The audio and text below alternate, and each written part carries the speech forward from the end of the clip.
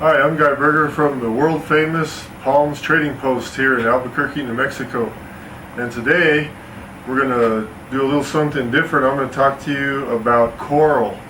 And most of what I have here is fine Sardinian or Mediterranean coral, which we like to sell. We also have an example of bamboo coral, which grows thinner and straighter. And I'll tell you how to determine in some ways what is bamboo coral and what is fine Mediterranean coral. Bamboo coral is not as valuable as regular coral. One of the things about Mediterranean coral is that there's not much of it left, if any.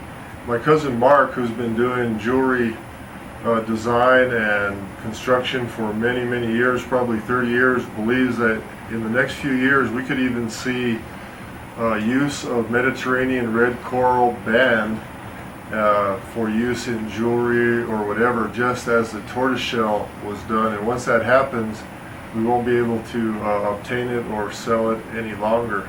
So to get started, I'll give you a few nice examples here.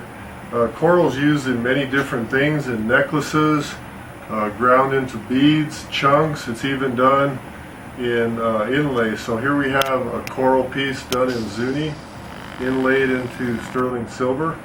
It's also done in petit point and needle point. Petit point is like a dot of coral. Needle point is a very thin carved piece of coral, and each one of these has its own silver bezel on it in a sawtooth design, which means it's cut on the top in a sawtooth design. There's a few more pieces of inlay coral.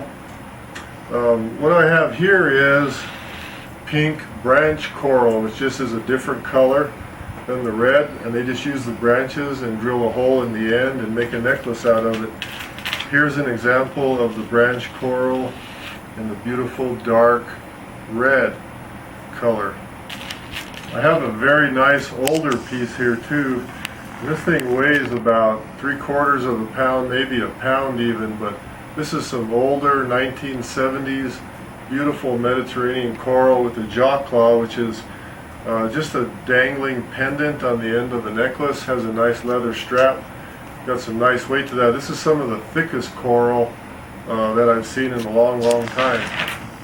Getting back to the bamboo coral, if you look at this necklace, you can see how uniform the strands are. It's almost like these were machined, and each one of them is cut almost identical to the other.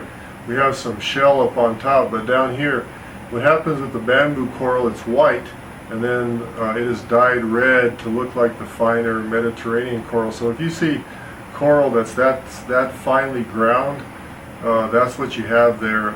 In some cases, it's even a bit lighter than the regular coral.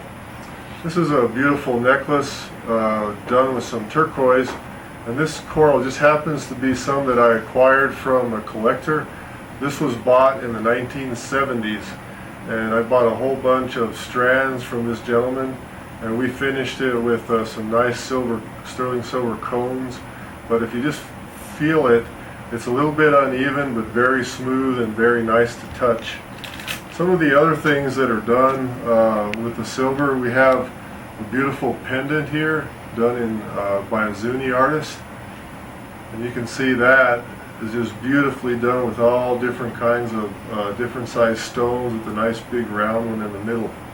And I won't go into each one of these, but hopefully that'll give you a little bit of insight into the nature of Mediterranean coral, which comes from near Italy, the bamboo coral, and how it's used.